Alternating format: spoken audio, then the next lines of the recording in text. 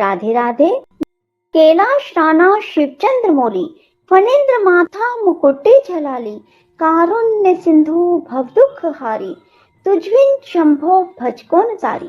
आज मैं आपको सुना रही हूँ माघ मास महात्म की कथा का 10वां अध्याय।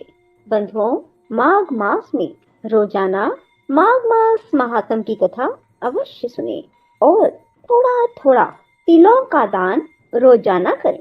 ऐसा करने से आपको अत्यधिक पुण्य की प्राप्ति होगी। आपके सभी पाप समाप्त हो जाएंगे और आपके पुण्य कर्म संचित होते चले जाएंगे।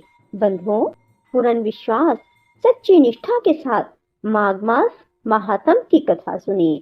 बंधुओं, यदि आप भगवान की जय, लक्ष्मी माता की जय, शिव शंकर भोलेनाथ की जय, माँ पार्वती की जय, गुरुदेव की जय। 10वां अध्याय। यमदूत कहने लगे, हे वैश्य, एक बार भी गंगा जी में स्नान करने से मनुष्य सब पापों से छूटकर अत्यंत शुद्ध हो जाता है। जो गंगा जी को दूसरे तीर्थों के समान समझता है वह अवश्य नरक में जाता है।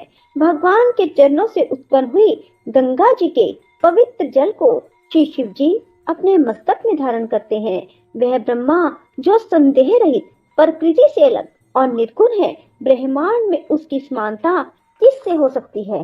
गंगा जी का नाम हजारों योजन दूर से ही लेने वाला नरक में नहीं जाता। इसलिए मनुष्य को अवश्य में गंगा जी में स्नान करना चाहिए। हे वैश्य, जो ब्राह्मण दान लेने का अधिकारी होकर भी दान नहीं लेता वह आकाश के नक्षत्र में चंद्रमा के समान है।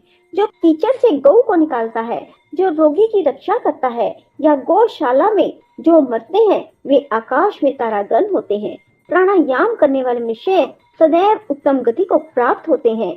प्रातः समय स्नान के बाद जो 16 प्राणायाम करते हैं वह घोर पापों से बच जाते हैं। जो पराई स्त्री को माता के समान मानते हैं वह यम की यातना को नहीं भोगते। जो मन से भी कभी पर स्त्री का चिंतन नहीं करता वह दोनों लोगों को अपने अधीन करता है। जो पराये धन को मिट्टी के समान समझता है वह स्वर्ग में जाता है।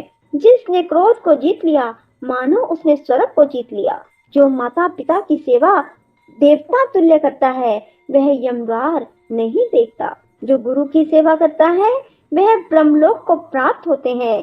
शील की रक्षा करने वाली स्त्री धन्य है।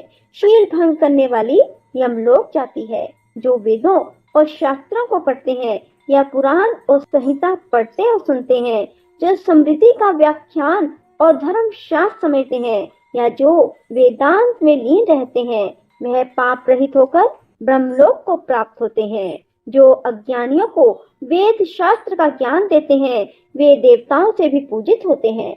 यमदूत ने कहा, हे वैश्य, श्रेष्ठ यमराज ने हमको वही आज्ञा दे रखी है कि तुम किसी वैष्णव को मेरे पास मत लाओ। हे वैश्य, पापी लोगों को इस संसार रूपी नरक को पार करने के लिए भगवान की भक्ति के सिवाय दूसरा कोई उपाय नहीं। भगवान की भक्ति ना करने वाले मनुष्य को चंडाल के समान समझना चाहिए। भगवान के भक्त अपने माता पिता दोनों के कुलों को तार देते हैं और उनको नरक में नहीं रहने देते। जो मनुष्य वैष्णव का भोजन करते हैं वे भी भगवान की कृपा से श्रेष्ठ गति को प्राप्त होते हैं। बुद्धिमान को सदैव वैष्णव का अन्न खाना चाहिए। इससे बुद्धि पवित्र होकर मनुष्य पाप नहीं करता। गोविंदाय नमः इस मंत्र का जाप करता हुआ जो मनुष्य मृत्यु को प्राप्त होता है वह परम धाम को प्राप्त होता है, इसमें संदेह नहीं है। जो ओम नमो भगवते वासुदेवाय इस 12 अक्षर मंत्र का जाप करते हैं उसके ब्रह्म इत्यादि बड़े बड़े पाप नाश हो जाते हैं। बोलो विष्णु भगवान की जय, लक्ष्मी माता की जय, श्री कृष्ण भगवान की जय। जय श्री कृष्णा। बंधुओं, यदि आपको हमारी वीडियो पसंद आए तो इसे लाइक करें और शेयर भी जरूर करें।